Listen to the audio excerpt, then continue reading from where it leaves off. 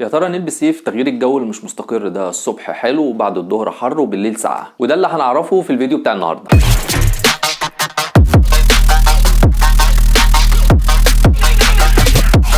اهلا بيكم اجمد واشك رجاله في الدنيا، معاكم محمد سليم. لو دي اول مره تشوفوني اعملوا سبسكرايب وفعلوا زرار الجرس. السنه دي الجو مش مستقر على غير العاده زي كل سنه، وكل كام يوم بحال ما كانش كل يوم. الصبح بيبقى الجو حلو، بعد الظهر بيبقى حر، بالليل بيبقى ساقعه. فلو انت نازل وعارف ان انت هتتاخر وهترجع بالليل، بتبقى محتار تلبس ايه وانت نازل. هتنزل والجو حلو ولابس لبس خفيف، ولا هتتقل وتعمل حساب ان انت هترجع بالليل والجو ممكن يبقى ساقع؟ طبعا احوال الجو اللي انا بتكلم عليها دي عندنا تحديدا في اسكندريه، عشان لو حد بيشوف الفيديو من محافظات تانية او من بره مصر والجو عندهم غير عندنا فيبقى فاهم انا بتكلم عن ايه. عشان كده الاستايلات اللي هنتكلم عليها النهارده هي افضل استايلات تنفع في تغيير الجو ده، واغلب الاستايلات دي معتمده على اللايرنج. زي مثلا هتلبس قميص على بيزك وتفتح القميص وانت نازل الصبح او بعد الظهر، الجو هيبقى حلو وفاتح القميص والدنيا تمام معاك. جيت بالليل الدنيا سقعت، هتقفل القميص والدنيا هتبقى تمام معاك. او مثلا هتلبس كارديجان خفيف، الستايل ده جامد جدا ورايق قوي، تقدر تلبسه كاجوال او سمارت كاجوال. وممكن برضو ستايل الدينم جاكيت، وده ستايل الروقان والشياكه كلها. في حاجات بتبقى الماتيريال بتاعتها خفيفه شويه